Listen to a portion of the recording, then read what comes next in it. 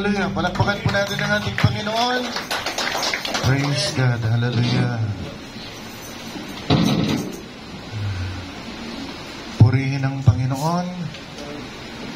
Tayo po ay manalangin. Yuko natin ang ating mga ulo at tayo ay manalangin. Dakilang Diyos, kami po ay nagpapasalamat, Panginoon, sa umagang ito dahil binigyan mo muli kami, O Diyos, ng pagkakataon na mapaglingkuran ka, Panginoon.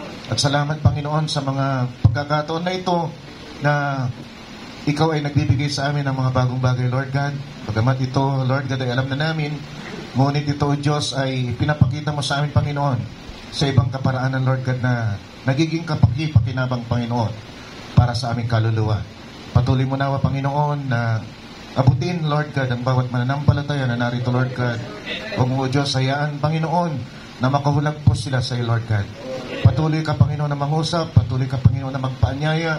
Hayaan mo ang iyong liwanag, Panginoon, ang iyong salita ay dumampi, Panginoon, sa kanilang mga kaluluwa. At hayaan mo, Diyos, hallelujah, na tumugon ang bawat kaluluwa na narito, Panginoon, sa iyong panawagan.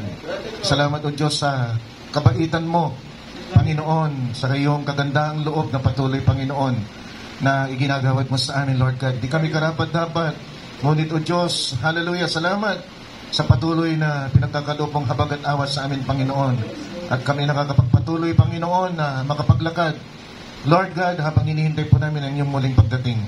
Lord God, inihiling namin sa umagang ito na ikaw minsan pa ang maghimay ng tinapay ng buhay, Panginoon. Wala po kaming kakayanan, wala po kaming alam, Panginoon, most special, Lord God, your servant, Lord God, na-overload na overloaded na, Panginoon, ako sa mga impormasyon na binibigay mo. Hindi ko alam kung paano ko po ito, Lord God, ihatid ng tama sa mga kapatiran. Kaya sa umagang ito, tulungan mo ako, Panginoon, na may present ko ito sa kanila ng maayos, ng tama, pakinabangan ng kanilang kaluluwa, Panginoon. Hindi lamang nawa ako yung nakakakita ng bagay na ito, Panginoon. Hayaan mo, Diyos, na makita din nila kung paano po ito nakikita at mapagpala sila, Panginoon. Niling po namin ito na ang magdala, Panginoon, ang iyong mensahe sa umagang ito ay ang iyong banal na Espiritu. Gamitin mo lamang po ang labi na ito at pagpalain mo po kaming lahat. Sa pangalan po ng Panginoong Kristo Jesus, ito pong aming samadalangin lahat ng banal muli sabi ng Amen at Amen. Palakpakan po natin ang ating Panginoon. Hallelujah. At bilang ating teksto, kunin po natin sa Genesis chapter 1 verse 14. Nadaanan na natin ito ng linggo, pero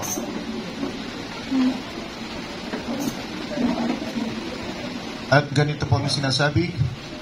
And God said, let there be lights in the firmament of the heaven to divide the day from the night, and let them be for signs and for seasons and for days and years. Panginoon, basbasan mo po ang iyong mga salita sa aming pagpapatuloy ng aming tinatalakay. Paano naglalakbay, Panginoon, ang kaluluwa ng tao sa 7 dimension, Panginoon. Hindi ito katulad ng presentation, Panginoon, ng iba that they presented it as it is, Lord God. But sa amin, Panginoon, ay tinitignan namin ito, Panginoon, sa pananaw kung saan naglalakbay yung kaluluwa sa mga dimension na ito. Kaya tulungan mo kami, Panginoon. Maraming layers ito, Panginoon. Napakarami, Panginoon, na patong-patong na aral that could run in parallel, Panginoon. Pero nawa, sa bawat yugto, Panginoon, ng aming pagtalakay, magiging kapaki-pakinabang nawa ito, Panginoon, sa aming lahat. Pumarito ka sa aming kalagitnaan tulad ng iyong pangako, Panginoon, na kung may 2 o 3 nagtitipon ay naroon ka sa kanilang kalagitnaan. Maging panauhin ka namin ng pandangal. Be our speaker, Lord God, this morning. In Jesus Christ's wonderful name we pray. Let all the saints say, Amen, Lord, and Amen. Palakpakan po natin ang ating Panginoon. Hallelujah. At maaari na po tayong makaupo. Brother Joey, ano natin last week? Yung title. Ang topic natin ngayon ay second dimension is light, mga kapatid.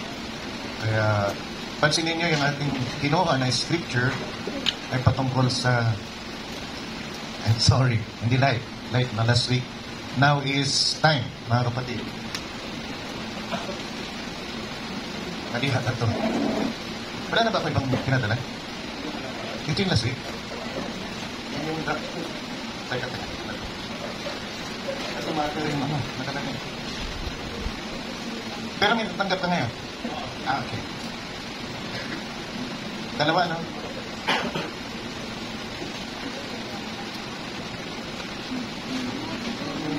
Dapat, sige na mention is not time. It's not matter. Hindi ko na pero yung ginawa kong tama. Kasi pag tinag ko ito, sobra. So gumawa ko ng bago. Pag tinag down mo ito, sobra. Kaya gumawa ko ng bago. Kaya kaso, may patala ko. Ito na yan. Alright. Mabuti di pa natin natalakay natin patay.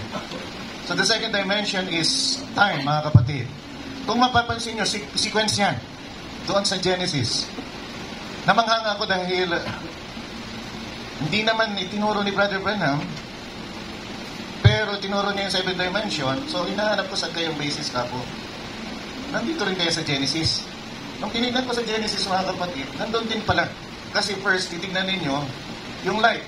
Talagang light yung nauna, di ba? Ang susunod, time. Pag titignan nyo ang time, mga kapatid, yung binasa natin, pasok siya kasi from Genesis 1 hanggang 14, wala tayong makikita na ibang ginawa ng Diyos, kundi one, mga kapatid, ay sineparate niya yung light from darkness. Day 1, supposedly day 1. Day 2, mga kapatid, makikita natin na pinag-iwalay niya yung tubig, above and below.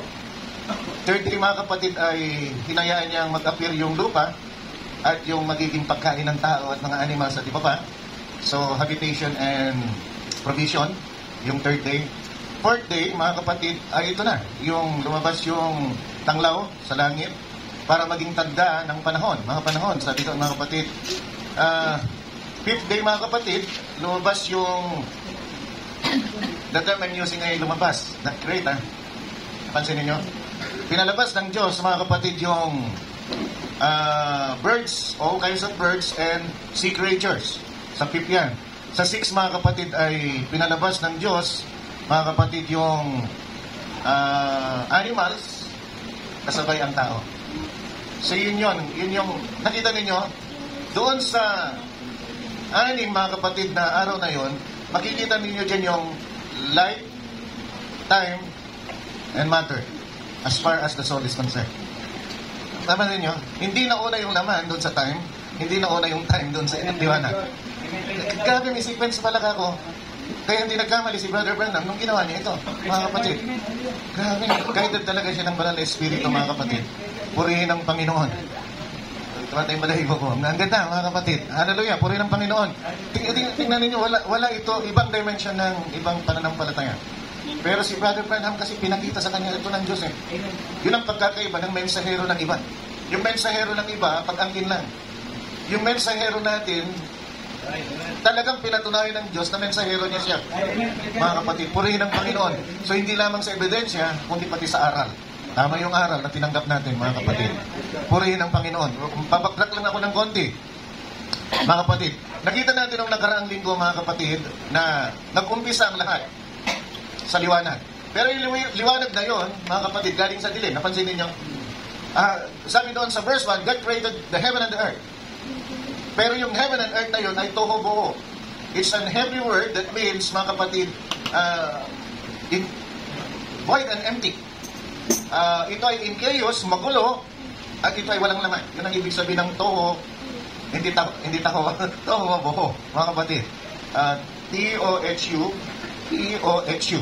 It's an Hebrew word, mga kapatid. At pagdating ng verse 3, mga kapatid, sabi ng Diyos, let there be light. Pero nakita natin na yung light na yon, hindi yun yung sunlight. It is God Himself as light, mga kapatid. So, pumunta tayo ng verse 14 hanggang 19, mga kapatid. Tinignan natin kung hindi ba ito parenthetical statement ng Diyos na tumutukoy nung God created heaven and earth, kasama na doon. Pero nakita natin hindi, dahil pagdating ng verse 19, nakalagay doon, mga kapatid, Genesis chapter 1 verse 19, na yung tanglaw sa langit, mga kapatid, ay ginawa ng Diyos. God let it appear, mga kapatid, on the fourth day. Hindi first day. So tama si Brother Branham nung sinabi niya mga kapatid, yung light na yon sa Genesis 1 verse 3 mga kapatid ay walang iba kundi ang Diyos. Ang Diyos na lumabas mga kapatid, hallelujah, at siya'y nanahan sa liwanag na hindi malapitan, verse Timothy chapter 6 verse 16, na pinagtibay naman mga kapatid ni Juan sa unang Juan kapitulo 1:5 mga kapatid, na ang Diyos ay liwanag. At ang liwanag at ang Diyos ay walang anumang kadiliman sa Kanya. Ito rin yung sinasabi doon sa Genesis 1, verse 3, na ang Diyos bilang liwanag, inihiwalay niya ang Kanyang sarili sa kadiliman. Iyon ang padron, yun ang pattern na establish ng Diyos. Ayaw niya, mga kapatid, na makasalamuha ang kadiliman.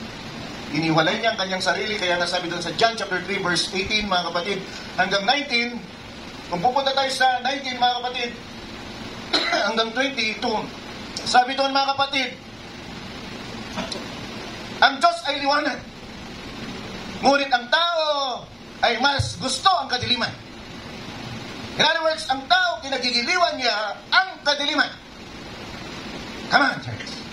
At kung anong kinagigiliwan mo, mga kapatid, ay maghihinayang ka pag nawala ito. Sabi ng mga kapatid, kinagigiliwan ng tao, mga kapatid, ang kadiliman, ayaw niyang lumapit, mga kapatid, sa liwanag, dahil pag siya lumapit sa liwanag, makikita mga kapatid, mahayag yung kanyang masasamang gawa. At sabi naman doon sa susunod na verse, ngunit iyaong gumagawa ng matuwid ay lumalapit sa liwanag. At ang liwanag ay ang katotohanan, at ang katotohanan ay walang iba kundi si Kristo. Kaya dito nakikita natin mga kapatid, kapag ang tao ay ayaw lumapit sa liwanag, ayaw lumapit kay Kristo, mga kapatid, pupunta tayo sa John chapter 3 verse 18, atras tayo na isang verse, sabi doon mga kapatid, siya ay nahatulan na. Mabigat. Mabigat yun mga kapatid. Para sa atin, kumisan simple lang. Pero nahatulan na is past tense. Tapos na. Wala ka nang apila. Hindi ka na pwede ba mapatawad pa ako? Tapos na.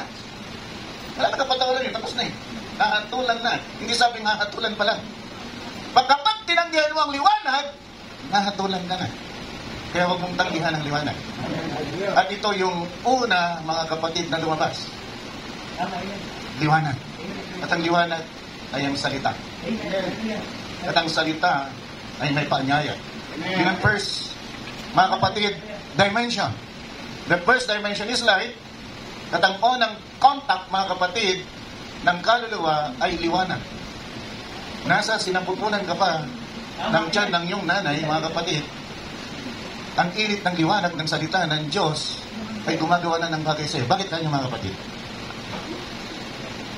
May pinadala akong picture ng binhi. Tayo binhi ng Diyos. At kung binhi tayo ng Diyos, mga kapatid, yung binhi, mga kapatid, ay kikilos din kung paano, mga kapatid, naglalakbay din ng kaluluwa. Tingnan natin, Brother Joel. So ito yung si Dapet, nag-research akong maigi rito. Kaya kung muna ako ng picture, baka magkamali pa ako.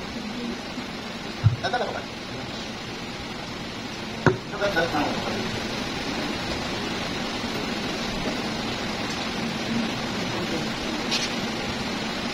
Ito yung bini, pag inanin mo.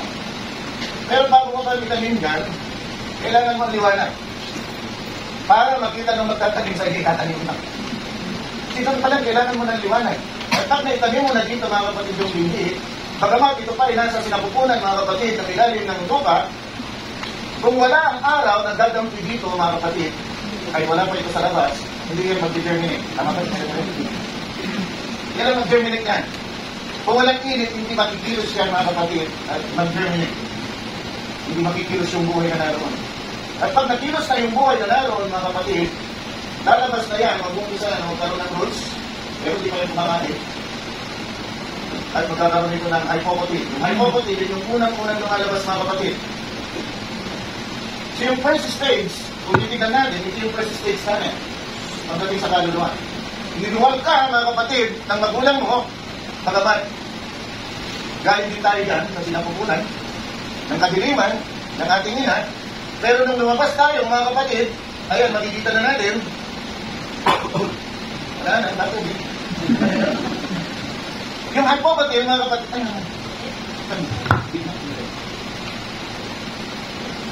yung hypocotyl, mga kapatid, yan unang-unang nalabas. time yan, matigas yan, at kahit lumabas na mga kapatid yung kutili doon, pag dinaanan yan ng dampi ng hangin, hindi po yung gumagana. In Isaiah 55, verse 12, mga kapatid, sabi doon, ang mga dahon ay tila baga, kamay na pumapalakpak sa magpuri. Kung titignan natin, kung ikaw ay bagong silang, di pa mga kapatid, nakakala mo kung ano.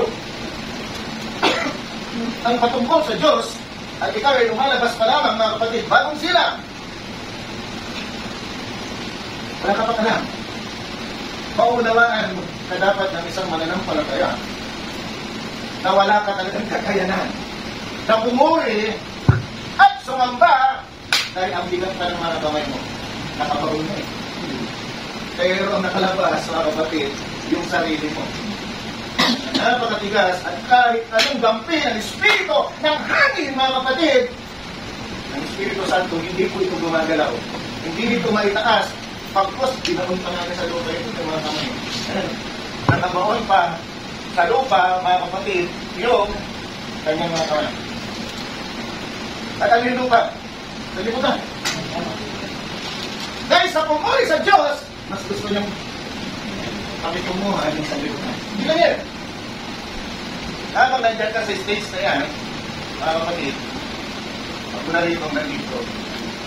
Kahit mayroon ng ugat yan, hindi pa po yan kumakain ng sarili ng pagkain. Ang kinakain niya ay yung pagkain na nandun sa kapitid, yung nandun sa sibisong. Come on! At yung lips niya, hindi pa, wala pang kakayanan para mag-photosynthesis.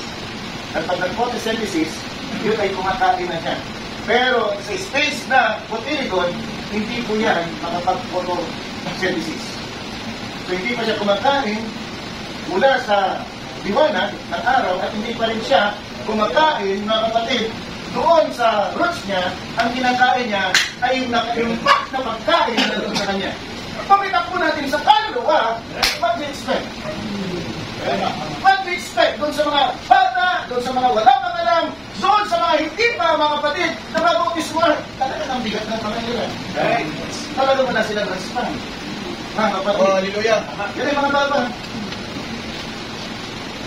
Nahihiya pa mo. Pero kung magulang ka na sa pagkakas, at ganyan pa ang kilos mo, something is wrong. Something is wrong. Tama. Hindi ka dapat bumalik sa kalalagayan, mga kapatid, ng emergence ng siya. Kutiligon. Yung kutiligon, mga kapatid, is the seed leaves ang tigas niya. Pero yung kutiligon stage, mga kapatid, unti-unti may lumalabas na dyan na tulips. See? Doon sa emergence, mga kapatid, hallelujah, dito, may emergency. May yung dimension na. Unang pagkakita sa liwanag. Kung nakita niya liwanag, ganito pa yung reaksyon ng kaluluwa. Hindi pa niya kayang pumuri, hindi pa niya kayang sumamba, wala siyang kalam-alam. Ganun yung kaluluwa na wala alam. Pero tignan ninyo ang biyaya ng Diyos. Kung tignan natin yung binhi, mga kapatid, yung biyaya ng Diyos, yung pagkapili pa lang ng binhi, ay isang dakilang pagpapalala. Isang dakilang biyaya na. Yung binhi na yun, para may tanim at turuan, maging sa halangan. At sa'yo yung mga kasulatan, ikaw ay pinili bago pa man sinatari sa kanila. Isang dakilang pagpapalala. Wala ka nagre-react, wala ka ng reaksyon, wala ka ng ginagawa na may balik sa Diyos sa kalagayan mo, mga kapatid, na sitko, kutiligon, mga kapatid. Pero ang biyaya ng Diyos, hinihinayan ka. Hinihinayan ka na lumabas sa sinapupunan ng ina mo. Doon pa lang sa sinapupunan, pwede ka nang mamatay. Pero dahil sa biyaya ng Diyos, hinihinayan ka. Praise God, hallelujah! Pero hindi mo na-appreciate yun kasi wala kang alam. Tama. Understand ako, wala kang alam eh. Understand ako eh. Paano ka mag-react? Paano ka nasampal ng Diyos? Wala kang alam eh. Di ba? Bumang mananampalataya ka. Understand ako yun. Wala tayong argument dyan. Pero, saan na makita mo? Amen, tama. Hinayaan mo ng Diyos na magkakaroon sa isip yan. Tama. Hallelujah. Buhay ka pa. Dahil hinihingatan ka ng biyaya ng Diyos. Amen, tama. God's grace is working all along. The four dimensions, mga kapatid. Doon pa lang sa Pag-sibol mo mga kapatid, piningatan ka na para sa ibal ka. Amen. Parawas mo ba? Pwede ka mamatay na doon sa sinapunan ng nanay. Ang dami na mamatay sa sinapunan ng nanay. Diba si Sir Leslie? Pero hinayaan ng Diyos niya. Hinayaan ng Diyos na ikaw ay maging sanggol sa kanang magulang mo at lumabas na isang sanggol. At nung lumabas ng isang sanggol, pwede kang tamaan ng mga sakit, tamaan ng mga bagay, kansa, wala ba ang bagay, at ikaw ay tiyak na mamamatay. Ngunit ganun pa rin ang kamay ng Diyos. Ay inaalagaan ka pa rin. Hindi ka man makapuri, hindi ka man makasamba, hindi ka man makapraise the Lord, pero hinahayaan ka pa rin na mabuhay. Tama, Daniel! Bakit? At kapirahan ng kasalanan ay kamatayan. The moment pinanganak ka, dapat patay ka. Come on, church! Understand that well! Ang kabayaran ng kasalanan ay kamatayan. Romans chapter 5 verse 12 sabi ko, lahat ay nagkasala. Lahat ay nagkasala.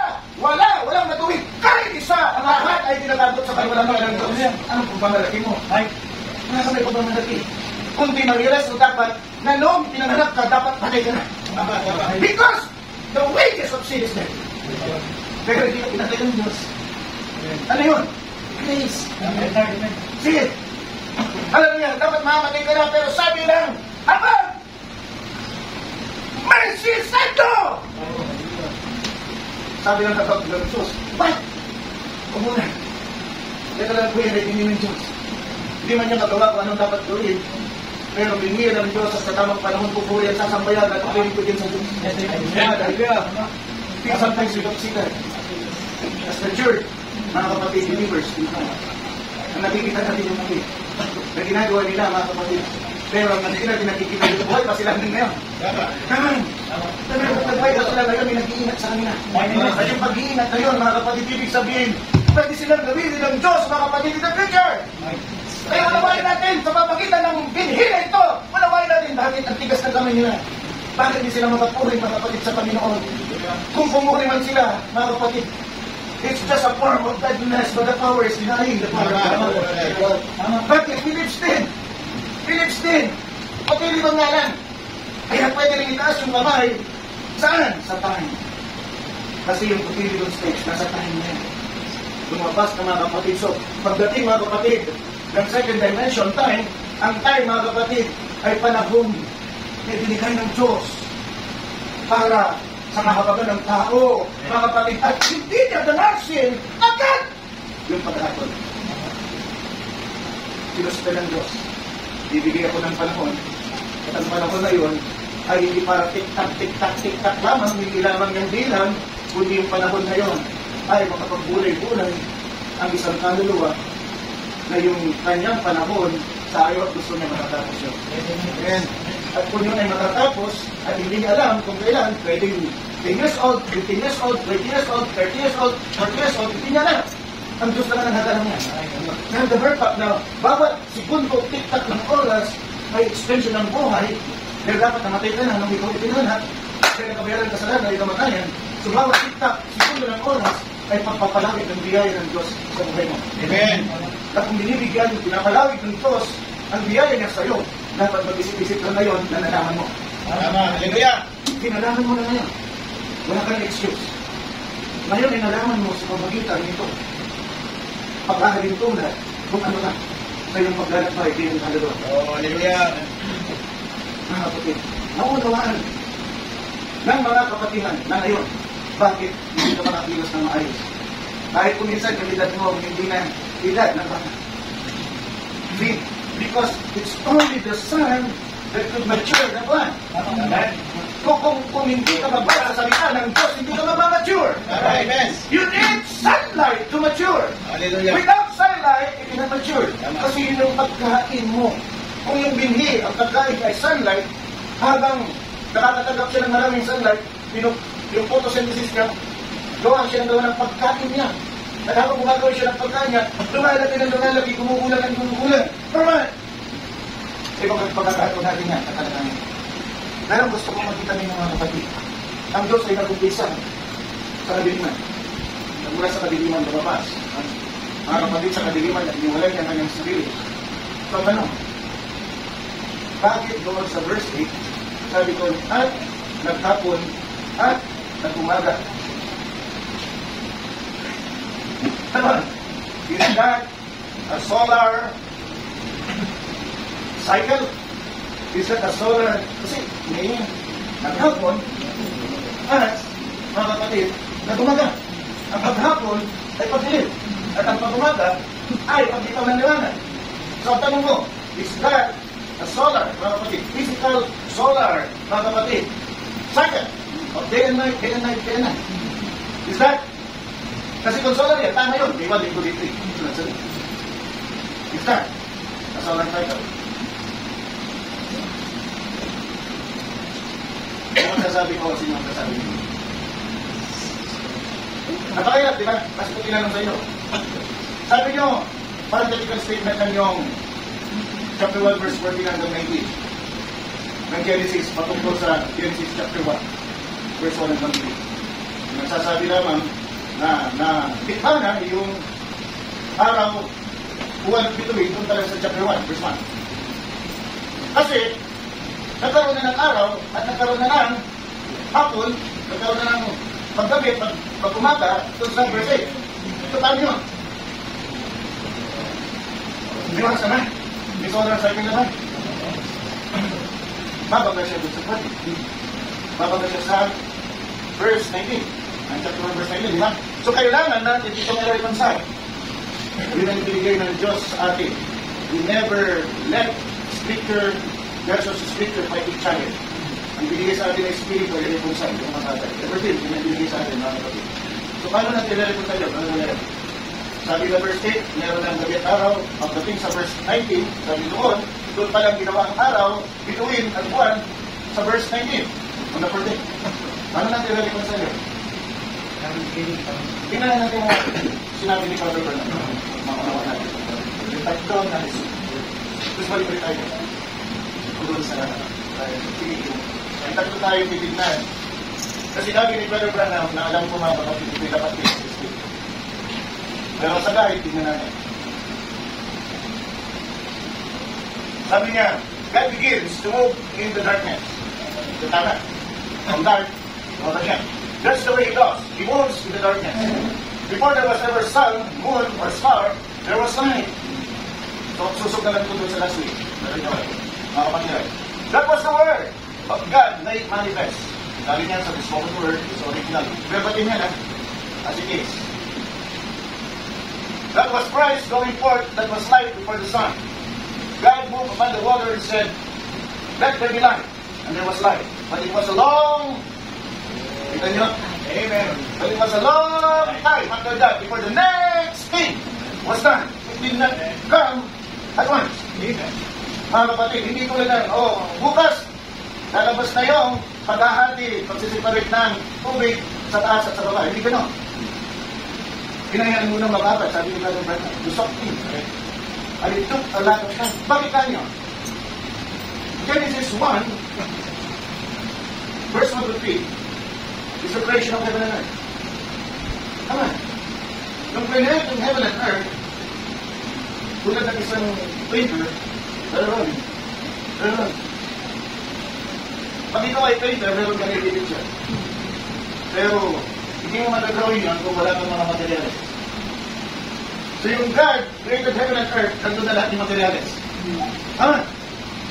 Pero kung magulo ka, hindi pa maayos, kailangan pang ayusin, kaya nasabi doon, let there be light. Pina-appear lang yung liwanag. It's already existing. Nag-appear lang. So sabi ni Brother Bernard, spoken word lang. Creation yung one and pero yung naman na-create, sabi ni Brother Branham, yung spoken word na, for, mga kapatid, kapatid. Yung spoken word of God, mga kapatid, nag-appear na. Nangyari na, yung mga pag-ayos, mga kapatid. Praise God. So yung paraan ng Diyos ay mula sa dilim, nalabas siya sa liwanag. Ang paraan ng Diyos ay mula sa kagulungan, patungo sa kaayusan. Ang paraan ng Diyos ay mula sa kamangmangan, tungo ng kapahayagan. Ang paraan ng Diyos ay mula sa kadiliman, patungo sa liwanag. At sabi ng banal na kasulatan, ang isang araw sa Diyos ay 1,000 taon. Tandaan po natin, verse 1 hanggang verse 3, that's not yet a temporal time. Di pa covered ng season. Tama. Kita ninyo, mga kapatid. So, ang Diyos ay nandun pa sa kalagayan, mga kapatid, na eternal. Now, ano ba yung day and night? Is that a solar cycle? Or a spiritual cycle? Hindi natin pwedeng gamitin na solar cycle kasi 14 pa yung creation ng solar. Tama? So, ang alternative na lang natin ay spiritual cycle. Ano ang ibig sabihin ng day and night? Ang ibig sabihin ng day and night, napansin nyo, tuwing may matapos na bagay na gagawin ng Diyos, sabi niya, at naghapon, at nagpumaga, at ito ay unang araw. Ang unang araw doon ay hindi solar cycle, hindi pagkakapos ng bagay na gagawin Diyos. It's the completion of His word. Amen, amen. The moment sinabi niyang at naghapon at nagbumaga, it signifies completion of His word. It's not a solar cycle. So makikita natin lahat, tuwing nagagawa ang Panginoon, yun palagi sinasabi niya, at naghapon, at nagbumaga. At ito ang pangalawang araw. At naghapon, at nagbumaga, at ito ang pangalawang araw. Pero yung solar cycle, mga kapatid, ay magaganap pala sa pang-apat na araw. Kaya pwede natin at may solar cycle doon, mga kapatid, sa unang pangaraw at pangaraw. Na araw, mga kapatid. Purihin ang Panginoon. Kasi baka tanungin kayo. Pag tinanong kayo ng mga pag binuso ko ng mga tao, tanungin niya sa inyo. Pero sana na intindihan niyo. Amen. It's not a solar cycle, but it's a spiritual cycle denoting, mga kapatid, the completeness of the Word of God. Yung bagay ninyong isa yan na kompleto. Okay.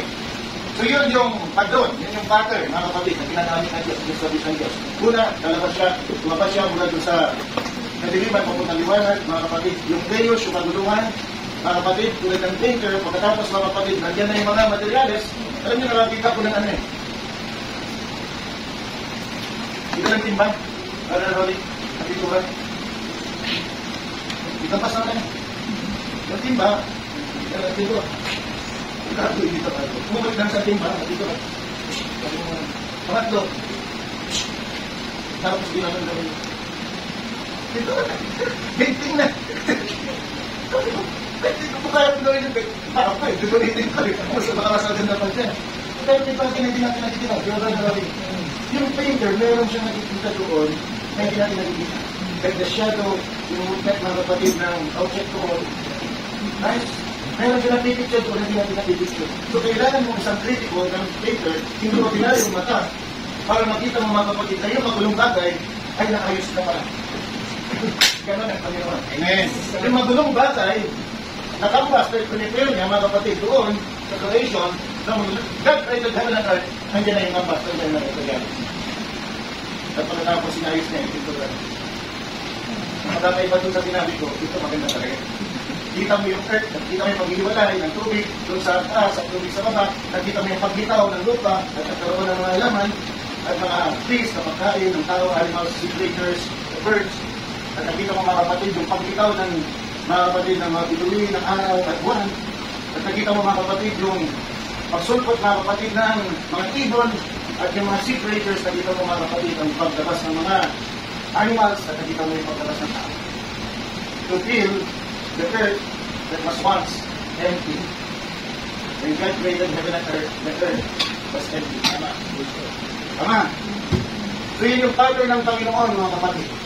Kaya pinaalitulag natin ito sa bindi upang mas maunawaan natin.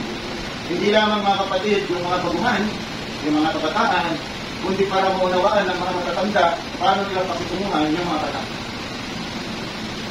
Don't forget, the grace of God is working in that. Pero tanong, anong gagawin nila sa grace na yan? At habang yung panahon, in second dimension, matapak ng kaluluwa doon, automatic yan. Ang pagkikitungo na ginagawa ng dimension na yun, ay binibigyan ka ng espasyo. Espasyo ng panahon, pinipigilan niya yung hatol, o binibigyan ka ng espasyo ng panahon para tumugon doon sa liwanag, doon sa unang dimension. So yung panawagan na yung pulito nun. Hindi lang dampi ng init, mga kapatid, bukod sa una, doon sa ilalim, kung lumitaw ka, mga kapatid, ay tinatamaan ka na ng sikat ng araw. So magtatang kayo sa araw, Ginagdala sa ibig. Hindi mo nga maunawaan, pero bakit ka napasama? Hindi kaya pa rin ang Diyos yun. Hindi ka laka rito, hindi mo intindihan. Tulad ni Sister Ruby, napangasawa si Brother Mike. Kung hindi napangasawa, kasi ito. Iba-iba ang paralan ng Diyos. Napunta siya rito, mga kapatid, at makabad sa liwanag ng araw. Dati, nagyan ko si Sister Ruby. Mga sikatan siya ng liwanag ng salita ng Diyos, mga kapatid yung buong niya. Mga kapatid, di ba? Because the word transforms us. It's not us transforming ourselves. Yung salita nag-transform sa atin. Yung liwanag ng Diyos, mga kapatid, bakit? Hallelujah! Sa pag-isa ng binhi. Wala sa pos ng binhi. Hallelujah! Yun ang pupuntahan natin sa ating patatya dito sa dimension na yan. Ito mga kapatid. Dapat yung ipoproduce mong binhi, matulad na katulad ng binhi ito lang. Pwede gano'n ang hindi gano'n ang maproduce mo. Dapat gano'n ang maproduce mo. Kahit yun mga kapatid. Kaya nga, pinapadaan ka ng Diyos sa ganitong kaparaanan para pagdating mo, mga kapatid, pagdating ng araw, pag nalagpasan mo na ang fourth dimension, ay di ikaw kung sino ka talaga. Pag pinalaw ng Diyos na ikaw ay may silang sa mundong ito, mga kapatid, hindi ibig sabihin, ikaw ay isang pinili na ng Diyos. Kasi, sabay yan. Kung hindi pinili ng Diyos, at pinili ng Diyos, sabi sa Matthew chapter 5, verse 45, di ba, Brother Jonas? Tumatanggap parehas ng hangin at ulan. Parehas na tumutukoy sa Diyos, biyaya ng Diyos. At pag sila naulanan at naarawan, wala silang tumutulo. Sabi ng Brother, nakita niya, parehas sumasamba, di ba? Parehas sumasamba, at narito siya. Sabi nag-speaking in tongues yung mananampalataya, nag-speaking in tongues yung hindi mananampalataya. Sabi, ano ba ito? Ano ito nakikita ko? Nag-interpret yan. Pero yung huling hantungan, doon ang malalaman. Hindi kung anong ginagawa sa kasalukuyan. Kasi yung pala, pwedeng tikihin. Pwedeng gayahin. See, yung ginagawa ng Cotyledon States, mga kapatid, kung ilalagay natin yan sa akbaw ng kaluluwa, mga kapatid sa dimension, nandun siya sa kalalagayan, mga kapatid, na meron na siyang mga gamon, pero hindi pa siya magagalaw sa sarili niya. Pag dumating yung hangin ng Espiritu, hindi magagalaw. Hindi mag-respond. Hindi niya naiintindihan kayo. Yung paggalaw ng Espiritu sa buhay niya. Hindi magagalaw. Kaya nakita nyo, nakaganon pa rin, nakaganon na yung mga dahon. Tama! Isaiah 55 verse 12, Brother Joel. The leaves are light, are flattery in place. The leaves ay hinalitunan, mga kapatid, sa mga kamay, nagmumuli. For you shall go with joy, and be led forth with peace. The mountains of the hills shall break forth before you in singing, and all the trees of the field shall clap. What will it clap? The leaves. Hindi naman yung tangkay, yung puno. Pagpuntungan yung mga drum, hindi yung leaves. Kaya nakikita ninyo, pag dumadaan kayo, pag dumami ng ganda, mga kapatid, ng bagay-bagay, ng mga dahon, mga kapatid, ng punong kahoy, pag dumaan ka, mga kapatid, sa damuhan, mga kapatid, kahit ito, mga kapatid, ay mga masasamang damo na mataas na, makikita mo pa rin yung pagwagay-way nila. Bakit? Hindi nila mapigilan na puri nilang Diyos. Dahil sinika ng Diyos, tumatalaw sila ng putang na loob, sa Diyos na lumikha sa kanila. Kaya pinapakita nila dito ng pagwagay. Mga kapatid, tayo pa kayo na mga tao. Damdamin. Amen. Ang natin gawin sa Diyos. Tandaan natin, kung hindi mo may takas, kung hindi ka makapagpuri, kung hindi ka makapag-praise the Lord sa Panginoon, nasa Cotyledon o nasa emergency states ka pa. Gaano ka lang talaga? Kasi yun yung natural. At walang ipapakita yung natural, hindi yung spiritual. Kaya kabaon yung mga kamay mo sa pagpuri sa lupa pa rin ng sanlibutan, yung pa rin ang ginagawa mo, whether you like it or not, ibigay mo man ito ng sangkatutak, doon ka pa rin nakakonekta. Yung dapat mong gawin pinakampuri sa Diyos, nakabaon pa rin sa sanlibutan. Kaya hindi ka makapuri, hindi mo masabing, praise the Lord, hallelujah! Oh, hallelujah! Yan ang tingin mo para kang gado, para kang siratulo. Pagigay pumupuri sa Diyos. That's the highest calling. Yes, amen! Hallelujah! Yes, mga kapatid, ang magandang amen! At may pinakamataas ng nagtimpala. That's the highest calling. Kung tingin mo mababa yan, yung ginagawa ko ngayon, yan ang mas mababa pa sa pinakamababa. Kahit kung ay nagsasabing mananampalataya na, pero ginagawa pa rin yung bagay na hindi nararapat sa mata ng Diyos na lumihan. Pupurihan ang Panginoon, mga kapatid. Hindi, alam niyo, kahit iugat na sa Cotilidon States, hindi pa rin yan kumakain. Hindi pa rin yan. Ang kinakain pa rin yan ay kung ano yung nandoon. Yung nakaimbak na pagkain sa Cotilidon. Pansin niyo yung Cotilidon ay in the shape of the seed. Kasi yun yung nagiging initial. Tawag yan seedling o dahon ng lihi. Yung Cotilidon. At doon sa Cotilidon na yun, mga kapatid, nandun yung nakaimbak na pagkain. Meron na siya. Hindi ba kayo, yung sperm, tawag ko sa nakaimbak na pagkain na yun. Kaya nga pag pumibili ka ng ako, I will prefer red rice than brown rice. Kasi yung red rice, endosperm pa. Hindi pa ito natanggal. Pag medyo na ano na masyado, na bilis na masyado, tulad ng commercial rice, wala ng endosperm mo. At yung endosperm, nakakatulong na talaga yun.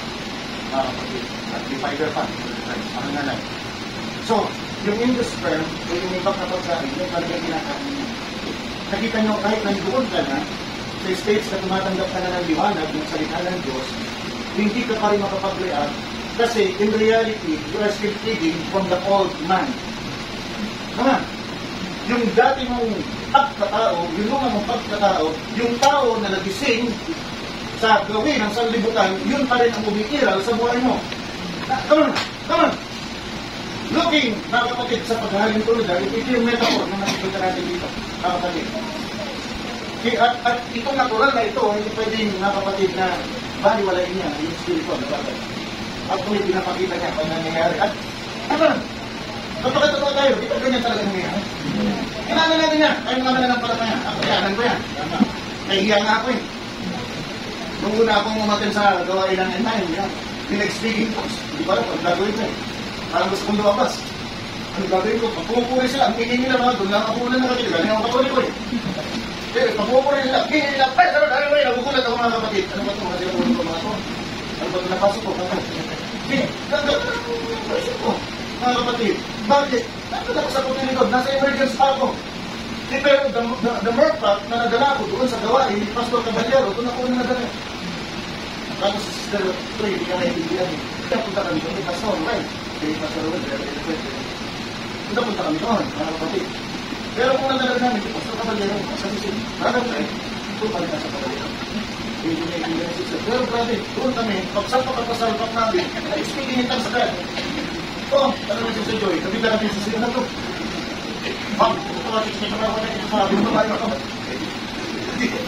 Akala namin epilepsy. Yung pala nag-speaking in tongues sa kapatid. Ito pastor. Binisay ng pastor. Binisay may Pastor Caballero kung speaking in tongues sa lahat. Kung speaking in tongues sa lahat, binayan ng huminto. Pagkatapos ulit, sa kanila ng Christ. Iyon ang gusto kong nangyari dito sa amin. Pag nagkakaisa na tayo, isa na tayo ng damdamin, adikain, isipan, mga kapatid, sabi ng banal na kasulatan, when they were in one accord, yung Holy Spirit dumating. At nung dumating yung Holy Spirit and speaking tongues, yung 120. Kung hindi tayo makakaroon ng isang isipan, isang adikain, mga kapatid, isang damdamin, kapag tinignan mo yung pinakamasama, mga kapatid, na kapatiran mo, ang nararamdaman mo pa rin ay pagtibig. Kasi, kapag tinignan mo yung kapatiran mo, inis talaga ako. Kasi yung pag-ugali, nakakasirap sa pagiging end-time believer. Pag ganun pa rin ang damdamin mo, mga kapatid, I see everything here in this church. Bad, good, sometimes even. Pero tinitignan ko na ngayon kung anong kalalagayan ng tao. Tinitignan ko kung bakit, anong pinanggagalingan niya. Sometimes tinitignan ko bakit siya rebellious, bakit kaya siya umaakto na naman. Bakit kaya siya tumigilas mo? Kung hindi ko tatanungin at uugatin ang ganyan, hindi ko maunawaan yung tao. Pagkagagaling ko sa puti no. Tapos na tayo doon, natin doon. Pastor, makadali mo sa puti ko yun. Pero kung tayo nag-preach at hindi ko naman alam yung kalalagayan ninyo, doon tayo natakot. Right. And there's so many times na nag-preach ako dito, Na meron pa naman nangyari, hindi pa alam. Pero, pa ganun. Mga kapatid.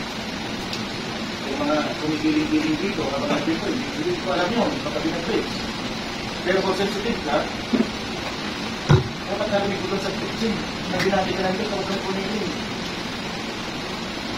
I will not mention names, pero sana, tingnan nyo pa rin. Tingnan nyo pa rin yung video kasi meron pa rin yung nakikita ko. It could be a blessing or it could be something that will move you to correct somebody. Ayaw kong mag-correct na hindi ko poder. Pero kung poder ninyo, correct ninyo. And the only way na mag-correct ninyo, panoorin ninyo yung video. Kaya nyo makikita. Ako yung unawa ko na lang. Pero if we want to move as one, kailangan isang tandaan natin. Ngayon sa isipan natin. At kung yung madama, tulungan natin na buhay. At kung yung gumagawa ng masama, hindi natin ito sa nararapat. Don't do things here. Kung nandito si Kristo, ganito kasi kalagay natin mga kapatid, pinandito tayo. Pinandito tayo, kung ito daw at kung nagtitipon, ay naroon si Kristo na kalagay natin. Yes, ay, don't look at me as a tama. Pag nandito ako, tama. Mapakinggan niyo yung words. That's right. Dahil yung words kayo, nakagaling supposedly kay Kristo. At kung si Kristo talaga nandito, which is totoo, at kung makto ka ng mahalay o masama sa harapan, ano gagawin ka sa'yo? Anong kasalanan? Ang kasalanan niyo kayo pag-ibigay, nakaw, pananalita ng malas kong bagay, hindi po kasalanan niya. Hindi ko na ako nalang pasok.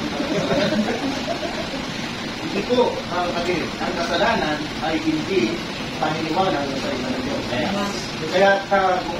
Kaya mo nasasalaksan ng Diyos dahil hindi mo pinapaniwala niya sa Kanya. So kung gumawa ka ng kahalayan, dito, mga kapatid, sa oras na ito, mga kapatid, within the service, pamitan man yan, prayer man yan, preaching man yan, gumawa ka ng kahalayan, hindi tama na tignan, kasi alam mo kung hindi tama yung ginagawa mo, pagkatapos ng prayer, ayos ka. Di ba, alam mo, ano ginagawa mo? At kung maayos, tuloy mo na lang. Kami ginagawa mo, dyan. Tama. Pero the more pag umayos ka, ibig sabihin, alam mo yung ginagawa mo, mali. At kung alam mo mali, nagutan mo yan. At kung pananagutan mo yun, kasi Kristo dito, pakita ka. You could die now spiritually, but physically alive. Wag, yung gawin mo. Kaya pag nandito tayo sa loob, maging banal na kilos na rin. Alam natin kung ano yung banal na kilos, gawin natin yun. Pero wala tayo naririnig sa atin na sinikita ko kayo. As I was tempted last Sunday, pagkatapos ng gawain, tinignan ko yung, kasi hindi na isang beses, dalawang beses, tatlong beses yung ginawa. Kumuntik ako na sumupon doon sa tatay, yung nanay, ang ginagawa niya. Tapos sa tatay niya, sarili. If you're given the opportunity to redeem yourself, then redeem yourself. Binigyan ka ng pagkakataon, tubusin mo ang sarili mo, tubusin mo, ipakita mo na hindi ka talaga gano'n. At kung naging gano'n ka, pakita mo na may kakayanan ka, nakapagbuhin ang sarili mo. Pakita na hindi ka gano'n. Hindi iisip ng tao sa'yo. Ako yun ang aking prinsipyo sa buhay. Kung nakagawa ko ng mali, tatanggap mo ko ng mali, at kikilos ako sa paraan na hindi mo na magiging at lang. Pag nabati mo ako na pinagkamali, hihingi ko ng tawad sa'yo. At ipapakita ko sa'yo sa pamagitan ng ating mga kilos na hindi na bumabikita sa akin yung nabati mo. Kasi kung hindi ko babaguhin yun, gano'n talaga ako. Diba? Kaya pagpatawad din yun sa masobrang oras ko. Kasi hindi ko talaga. Sana nakukuha po natin mga kapatid. Nandito tayo sa emergence. Kapasa tayo dyan. Nasa puti dito na tayo. Ang susunod mga kapatid, actually yung puti dito, transition na yan. Kasi may lumalabas na yan. Napapansin ninyo? Yung mga nagtatanim, makikita nila yan. Doon sa kutilidon, doon sa parang leaves ng mga bini, may umuusod na dyan na maliliit na dahon. Yun na yung first two leaves. Yun kaya niya na mag-photosynthesis. Kaya niya nang gumawa kaya niya nang gumawa ng sarili niyang pagkain. So nasa transition period na. Kung ikaw ay nakakarinig na ng salita rito, nabababad na, kahit papano, mga kapatid, may tinatanggap ka na. Nag-uumpisa na.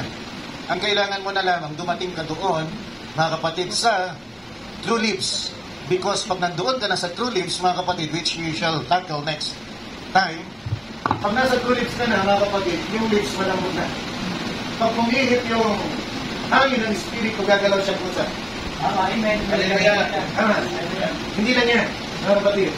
Nagkakaroon din siya ng change tayo. Come on! Hindi na siya nagdidepende sa sarili niya. Nakayanan.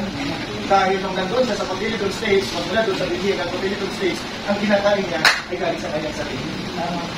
So, i-give up niya na. Hallelujah. Pero sa susunod. Ang ganda ng paglalakbay ng Panginoon. Huwag lang natin kalimutan, mga kapatid, na itong panahon na dimension, kung sa nakikita mo, mga kapatid, may pag-interact tayo sa panahon. Ako ng panahon, mga kapatid, makikita natin kung i-analyze natin, mga kapatid, hindi siya limited per se doon sa kanyang representation as time. Kasi tumatawid dito, mga kapatid, doon sa liwanag. At tatawid din ito, mga kapatid, doon sa ano. Pero meron siya sarili representation. Alam, na representation niya ito. Kung saan, sa dimension na yun, doon kayo sinisilang, doon ka gumagalaw, doon ka tumatanda, doon ka namamala. Sa dimension na yun. Pero mapasin ninyo, tawid din yan doon sa matter. Nasusunod natin. You cannot respond because you don't have the five senses. You need the five senses para gumana yung pananampalataya mo. Kasi anong basis ng pananampalataya mo? Kung di gumagana yung senses mo. Saan ka nagkakaroon ng senses? Doon sa third dimension. Putulin natin. Pari ng Panginoon, tayo na kayo lahat. At tayo mga kapatid ay, alam niyo, ang dami kong hindi nasabi, pero mabaklat tayo ng konti lang next Sunday. Ang dami pa.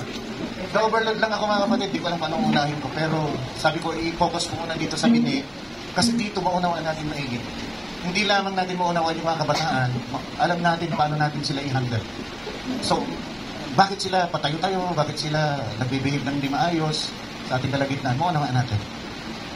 Pero, I believe nasa cotyledon stage na yung mga kabataan natin. Meron na mamuusling maliliit na dahon. At yung dahon na yun ay tinatamaan na ng liwanag ng salita ng Diyos. Kunting panahon na lang. At pag lumabas yung totoo, mga kapatid na dahon, naniniwala ako, baka mas mainit pa yan kaysa sa atin. Kung ikaw bro nagtatalon dito, baka si GM bubuhatin niya yung pulpito. Thank the Lord! Oh, rin ng Panginoon.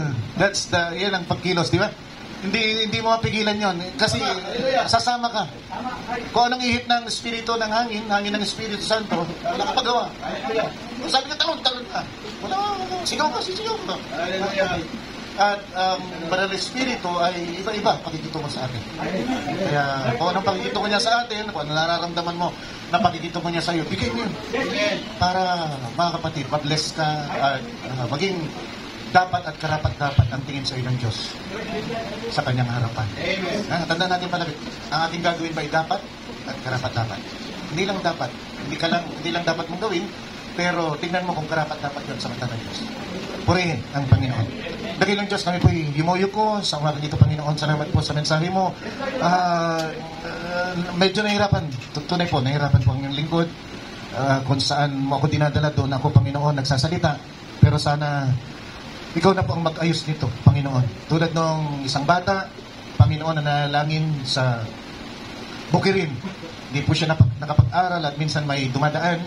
Panginoon, na isang mangangaral at narinig niya yung bata, sabi ng bata, A, B, C, D, E, F, G, H, I, J, K, L, M, P, Q, R, S, T, U, V, W, X, Y, Z. Ngunit siya'y nakaluhod. At siya ay nakatingin sa taas. Sabi ng mangangaral, anong ginagawa mo? Nananalangin. Alphabet yung sinabi mo eh. Hindi po kasi ako marunong manalangin. Kaya itinaas ko na po lahat ng alpabeto at bahala ng Diyos ang mag-ayos sa aking panalangin. Dakilang Diyos, nandun po ako sa stage na yun. Kuminsan parang feeling ko sumasabog, Panginoon, ang aking pangangaral. Hinihiling ko na ikaw na po ang mag-ayos at maglagay sa kanilang mga puso ng bawat letra, bawat doktrina, bawat bagay na magaganda na pakikinabangan ng kanilang kaluluwa, mga Panginoon, ay ilagay mo, ayusin mo sa kanilang puso at isipan at tanghalin nila ito, Panginoon, na isang kayamanan. Amen. Ingatan nila ito, kaya pakikinabangan nila ito balang araw, Panginoon. We bless your name, Lord God. Nilalagay ka namin sa pinakamataas na lugar. Pinupuri ka namin dahil sa sobrang kabaitan mo sa amin lahat. Sa mga biyaya na patuloy mo, Panginoon, na pinagkakalap sa amin lahat, tunay po, wala po kami may balik sa iyo, kundi isang marugdog na pagsabi ng salamat, Panginoon, salamat. Salamat sa kabutihan mo, salamat sa biyaya mo, salamat sa habag at awa mo, Panginoon. Salamat sa pagtawid mo sa lahat ng aming mga pangangailangan. Salamat, Panginoon, sa mga kagalingan na pinagkakalo mo sa amin. Salamat, Panginoon, sa mga kapatiran na nandito. Dahil kung wala, Panginoon, pasaway, wala, Panginoon, nakikinig, wala, Panginoon, mananampalataya, walang ipapangaral. Kaya salamat, Panginoon. I-bless mo rin, Panginoon, anumang ang edad, Panginoon, na narito, Lord God. Praise God, bata man, matanda man, magulang na, Panginoon, sa pananampalataya. Ang hiling pa rin po namin ay, Lord, bless us all. Amen. Pagpalain mo po kami lahat dahil, Lord God, tulad ng sinabi mo sa Genesis, Panginoon, na ang pinagpala, ang bless ng Panginoon ay hindi pwedeng gawan ng kasamaan ng sila. Bless mo kami, Panginoon, sa aming pag-iwalay, pansamantala. Bless mo po kami lahat. Pauwi namin ng blessing mo, Panginoon. At hayaan mo, Lord God, na kami ay buo sa aming pagdalumuli sa susunod na linggo. Sa pangalan po ng Panginoong Kristo Jesus, sa mga aming samagdalangin lahat ng madalumuli sa pinang. Amen at amen. Palakpakan po natin ating Panginoon. Hallelujah. At tinatawagan ko na po si Brother Kiel. Iwain ng Diyos. Hallelujah.